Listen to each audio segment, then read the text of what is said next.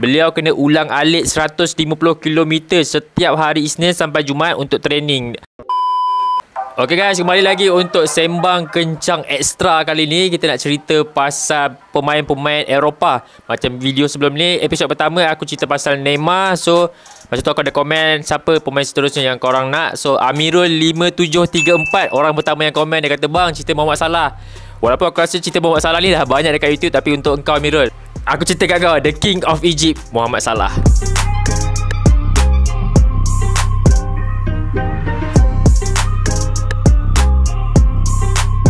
Okey kan, dengan cerita Muhammad Salah ni kita tahu dia satu player yang boleh dikatakan yang paling berjaya dekat EPL, antara yang paling berjaya dekat EPL, dan boleh dikatakan legenda untuk Liverpool juga. So nama penuh dia Muhammad Salah Ahmed Mahruz Ghali. So beliau lahir pada 15 Jun 1992. Mungkin sekarang ni umur dia dah 31. So kalau kisah dia ni sebenarnya aku rasa boleh menjadi inspirasi juga. Dia lahir di Basyun, Mesir. Dan orang kata apa, 150 km untuk jarak ke kota Mesir lah, untuk Cairo. Dia punya kota bandar kat sana. Ibarat Salah ni ibarat duduk dekat Melaka lah. So dekat KL ni, dekat bandar KL, antara Cairo dan juga tempat tinggal Salah. So untuk Salah ni sebenarnya dia boleh katakan keluarga yang sangat susah, sangat orang kata ni macam budak-budak petang, mungkin duduk rumah setenggan, duduk rumah flat. So main bola petang-petang. Satu hari tu dia ada masuk satu kejohanan, iaitu Liga Pepsi. Dia lebih kurang macam Liga Futsal lah. So masa tu dia umur, tak silap aku, 13 tahun dia masuk Liga Pepsi. Dan pencari bakat macam tu nampak Salah ni mempunyai potensi yang besar. Okey, dan Salah terpilih untuk masuk ke kelab Kontraktor FC di Cairo, di KL, macam ibarat di bandar Mesir. So sekarang tu kelab tu dah bertukar nama. Kaulun Al-Arab. So itu antara kelab pertama Muhammad Salah. Okey, untuk cerita Muhammad Salah ni sebenarnya beliau masa tu beliau dah terpilih. Aku rasa dalam umur 14, umur 15. Pengorbanan Salah yang paling besar aku rasa semua orang dah pernah baca, sebab ini dipetik pada interview Salah sendiri dekat YouTube Liverpool FC. Dia kata pengorbanan dia paling besar adalah sebab masa dia terpilih masuk akademi tu, dia tak ada tempat tinggal, dia tak ada disediakan makan ke apa. Beliau kena ulang alik 150 km setiap hari Isnin sampai Jumaat untuk training di Cairo. Ibarat macam ni, kau daripada Melaka, kau datang KL, kau training dan kau balik. So aku dengar cerita Salah kena pilih antara nak belajar ataupun nak kejar impian dia untuk jadi pemain bola sepak. So Salah memilih untuk jadi pemain bola sepak. Tak silap aku, dia bangun pukul 6 pagi, pukul 7 dia pergi sekolah, dan pukul 9, pukul 10 dia dapat pelepasan untuk keluar sekolah dan naik bas. Aku dengar cerita naik bas sebanyak 5 kali, kena tukar bas, sampailah sebanyak 150 km dia sampai dekat Cairo tu. Selalunya dia kata dalam interview tu, dia kata dalam pukul 2 dia akan sampai lah, pukul 2, pukul 3 dia akan sampai dekat akademi tu, dan pukul 4 akan start training sampai pukul 6. Dia kata lepas habis training pukul 6 naik bas balik, untuk dalam naik bas sebanyak 4.15 kena tukar untuk sampai ke rumah dia. So setiap hari ulang alik 300 km naik bas. Itu antara pengorbanan terbesar Salah lah. Okey, masa dekat diorang macam ibarat budak macam aku lah dulu aku duduk flat, kita main bola petang-petang kan. So satu hari kawan baik dia kata, Salah, aku yakin satu hari kau akan jadi pemain terbaik nanti.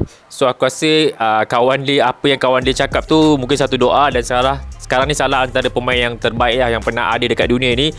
Okey, untuk cerita pasal Salah ni, kalau mungkin ramai tak tahu, Salah bermula sebagai back kiri masa dia main kelab Kontraktor FC tu. Masa tu coach dia El Sasino. Masa tu tak silap aku kejohanan bawah 14 atau bawah 15. Dia nampak Salah ni masa satu game trial tu, satu game friendly tu, nampak Salah ni ada kebolehan untuk overlap sampai atas, ada kelebihan untuk 1v1 versus defender, boleh dribbling, boleh shooting. Dan dia kata coach dia time tu dia kata, okey Salah, aku rasa kau ni boleh main sebagai winger. So dia dikonvertkan untuk bermain sebagai right wing time tu.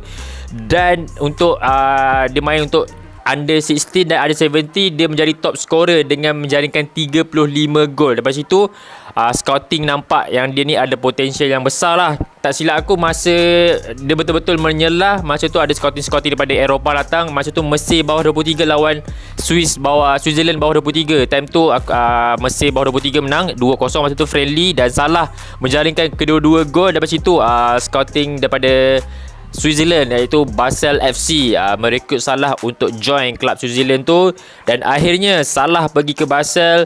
Berapa silap aku, yuran dia sangat murah je, dan dia masuk Basel, dan kat situ dia punya career bermula di Eropah. Okey, masa sebelum tu aku nak rewind sikit. Masa dia sebelum masuk Basel tu, dia tak terus, Salah tak terus dibeli tau. Dia ada trial dulu. Masa dia di-invite oleh jurulatih ataupun scouting di sana untuk bawa Salah ke Basel. Aku rasa dalam seminggu ke 2 minggu dia training di sana. Dan masa tu jurulatih dia, tak silap aku, Heiko Vogel. Time tu jurulatih Basel kata, hari pertama, hari kedua, hari ketiga, dia kata Salah tak seperti apa yang dia lihat dalam video, apa yang dia tengok Salah bermain. Dia kata macam budak ni macam different player, different orang, different character bila dia atas padang. So mungkin Salah tak dapat adapt lagi dengan cuaca dekat sana ke, dengan persekitaran dekat sana. Tapi tu dia kata lepas dalam masa 4-5 hari baru dia nampak Salah tu dapat sesuaikan diri, dapat develop, dan akhirnya lepas training trial dekat sana 2 minggu, dan dia dipilih untuk masuk ke Basel FC. Okey, dengan Basel FC sebenarnya daripada tahun, tak silap aku, dia masuk daripada tahun 2012. Aku rasa tak sepanjang 2 tahun dia kat sana, dia beraksi sebanyak 79 game, 20 gol, 17 assist. Benda yang paling impress aku rasa time Europa League Chelsea lawan Basel time tu, masa dekat Stamford Bridge. Dekat Basel seri 1 sama, dan dekat Stamford Bridge tak silap aku Basel menang 2-1, dan dalam 1 gol tu dijaringkan oleh Mohamed Salah lah. So kat situ, dan daripada situ juga Chelsea impress dengan Mohamed Salah, dan akhirnya Chelsea membeli Salah dengan harga 11 juta je time tu, pada tahun 2014. Dan mungkin orang kata career Salah ni dekat Chelsea antara yang mungkin terburuk dekat Eropah, sebab dia bermain hanya 1 musim saja. Dan masa tu pun dia tak dapat banyak peluang. Kalau kau tengok highlight clip dia dekat Chelsea, memang permainan dia memang barai, shoot ke laut, dribble tak lepas. Mungkin faktor masa tu aku rasa Salah still muda, still orang kata nervous lagi. Dan aku rasa bukan Salah saja, time tu ada Kevin De Bruyne, ada Lukaku juga yang tak mendapat tempat. Dan akhirnya bila diorang belah, baru diorang menyelah lah apa yang diorang ada sekarang. Sebab time tu ini Eden Hazard sendiri bercerita, sebab Eden Hazard dah ada kat sana dengan Salah. Dia kata time tu mungkin Salah untuk bersaing bersama, time tu ada siapa winger dia, ada Oscar, Hazard kata ada William time tu yang tengah perform. Mungkin sukar untuk Salah tembus dalam kesebelasan utama. Dan akhirnya Salah diloankan ke Fiorentina. Aku rasa dekat Itali lah dia revive career dia balik. Dia loan dekat Fiorentina. Dia berjaya dengan 26 perlawanan, dapat jaringkan 9 gol dan 4 assist. Lepas dia balik pada Fiorentina, dia balik ke Chelsea balik. Dan untuk next season seterusnya, Roma minta loan untuk ke Salah. Dan akhirnya Salah perform. Aku rasa tahun pertama dia dengan Roma 34 game, 14 gol. Dan untuk tahun seterusnya Roma terus bid untuk membeli Salah dengan harga 15 juta.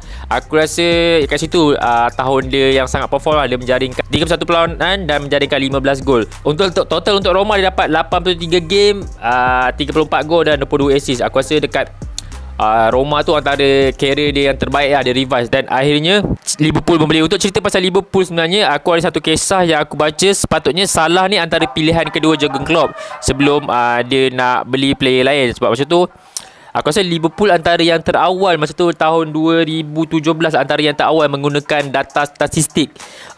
Okay, macam kau nak main formation macam ni, player mana yang sesuai sekarang? Aku rasa sekarang ni dah banyak kot. Aku rasa yang dah kelak-kelak gunakan. So Salah antara pilihan nombor 2. Masa tu tak silap aku, pilihan nombor 1 Jurgen Klopp adalah Julian Brandt. Sekarang ni main untuk Dortmund kalau tak salah aku. Pilihan kedua Mohamed Salah, dan pilihan ketiga aku lupa siapa. Dan akhirnya Jurgen Klopp nak beli Julian Brandt dah. Tapi dia punya masa tu dia punya technical director Michael Edwards, dia kata untuk ikut statistik sebenarnya Salah lebih tepat apa yang Jurgen Klopp nak main. Dan akhirnya Jurgen Klopp follow Michael Edwards. Dia kata okey, tak apa, kita beli Salah dengan harga 35 juta je saja daripada Roma. Dan the rest of history aku rasa lah untuk Liverpool. Aku rasa mungkin kerjaya dia bukan macam ni lah. Mungkin aku bukan fan Liverpool, tapi untuk Salah ni sebenarnya aku rasa dia one of the best signing Liverpool pernah buat. Dan aku rasa dia ada better career dan Fernando Torres dan Steven Gerrard, sebab dia juga yang membawa Liverpool menang buat kali pertama untuk EPL setelah 30 tahun tak menang. So Salah pun dah menang Champions League, Salah pun dah menang FA Cup, Salah pun dah menang Carabao Cup, Community Shield. Apa lagi aku rasa FIFA Club World Cup pun dia dah menang. UEFA Super Cup pun dah menang. Lengkap semuanya trofi dekat Liverpool. Dan akhirnya aku rasa Salah sekarang ni menjadi antara gaji tertinggi di EPL dengan 400k seminggu. So dia saing-saing Kevin De Bruyne lah. Sekarang ni dia dengan Kevin De Bruyne yang paling tinggi dekat EPL, 400k seminggu. Dan untuk aku juga trio yang ada masa zaman tu, Firmino, Salah, Mane antara yang terbaik lah. Sebab aku time tu benci gila tapi diorang memang sangat-sangat perform. Dan aku rasa Salah ni one of the best African player yang ada dekat Liverpool dan juga bermain di EPL. Sebab masa tahun 2018 juga Salah membantu Mesir layak ke Piala Dunia. Sebab masa siapa ingat Mesir lawan apa Kongo ke apa, aku tak salah aku, Kongo gol last minute. Kalau time tu Mesir kena menang untuk layak, tapi akhirnya Mesir dapat penalti last minute dan Salah berjaya menjadikan gol minit 90+5 dan Mesir layak ke Piala Dunia. Satu benda yang baik time tu Presiden bola sepak Mesir, of course lah, kejayaan dia membawa nama Mesir, kejayaan apa yang dia kecapi dekat negara Eropah. Time tu mantan Presiden Mesir kata dia nak cakap dengan Salah, dia nak hadiahkan Salah satu rumah banglo sangat besar dekat Mesir. Tapi Salah kata saya tak perlukan rumah tu. Dan dia kata duit nak beli banglo tu ataupun nak buat banglo tu bantu dekat kampung dia lah. Dia cuba naik taraf dekat kampung dia dulu lah, Basyun. So dekat sana dia naik taraf, naik bagi rumah, bagi lawa, facility bagi semua. Dan aku rasa satu kejayaan yang hebat lah untuk Salah. Sebab dia tak nak ambil apa-apa hadiah daripada Presiden Mesir. Sebab dia kata apa yang dia ada sekarang ni dia cukup. Cuma kalau orang nak bagi dia, bantulah keluarga-keluarga dia ataupun kampung dia untuk membangunkan yang lebih baik lah. Okay, untuk Salah ni aku rasa one of the best player yang dia ada dekat Liverpool. Dia dah menang semua. Sekarang ni pun dia dah usia 35 tahun. Dan Salah ni membuatkan aku rasa, masa awal-awal dia masuk kan orang kata dia one season wonder. Tapi untuk sekarang kalau kau tengok rekod dia, statistik bersama Liverpool every season starting 2017 sampai sekarang ni, aku rasa dah 5-6 tahun dekat Liverpool. Every season dapat double digit goal, double digit assist. Aku rasa no doubt tentang Mohamed Salah. Sekarang ni dia pun dah umur 32. Kontrak dia ada lagi, sebab dia baru sign kontrak dah tahun lepas dengan gaji paling mahal yang pernah Liverpool offer, 400k. So aku rasa mungkin 2-3 tahun lagi dia akan bermain untuk Liverpool. Dan mungkin dia akan kembali ke Arab ke, kita tak tahu kan. So aku rasa Salah ni one of the best player yang ada di Premier League. Okay guys, untuk last info aku nak share kat korang, aku lupa, Mohamed Salah dan Sadio Mane ni sebenarnya antara dua orang kata apa ni, ikon lah dalam agama Islam ataupun untuk agama Islam. Dia dah merubah persepsi terhadap Islamofobia di England. Ni kajian di universiti kat Liverpool yang buat, tak silap aku, tahap kebencian terhadap Islam tu dah menurun. Aku rasa almost 40 ke 60% disebabkan Mohamed Salah dan Sadio Mane. Itu satu benda yang aku rasa sebarkan kebaikan tentang agama Islam lah. Kalau kau baca kat Twitter ke ataupun dekat Facebook, aku rasa dah banyak kali viral. Salah dengan Mane ni bila diorang pergi sembahyang Jumaat dekat Masjid Liverpool, diorang tak pernah ada bodyguard, diorang tak pernah bawa PA ke manager ke, diorang hanya pergi berdua seorang diri tanpa ada kawalan. So pernah viral juga satu tu, bila dah habis sembahyang Jumaat, diorang lepak bersama jemaah-jemaah di Liverpool yang lain, kat Masjid Liverpool yang lain, berborak. Untuk kadang-kadang ada video viral kat aku, Sadio Mane siap tolong cuci tandas lagi. Aku rasa itu benda yang Salah dengan Mane buat yang paling besar untuk aku. Dia menyebarkan kebaikan tentang Islam lah. Sebab kita tahu Salah dengan Mane ni seorang yang berhati mulia. Macam Mane sendiri, macam mana dia kata, dia pun pakai handphone pecah-pecah tak tukar screen protector. Dia kata saya tak perlukan kereta mahal ke rumah besar. Dia salurkan duit gaji dia tu dekat kampung dia, buat hospital, buat rumah baru. Dan fakta, aku selit sikit pasal Mane. Fakta pasal Mane, dekat kampung dia, duit belanja setiap rumah, tak silap aku $70 kot Mane bagi setiap rumah. Bil elektrik semua dia bayar dekat kampung dia. Internet dia sediakan, 5G dia buat.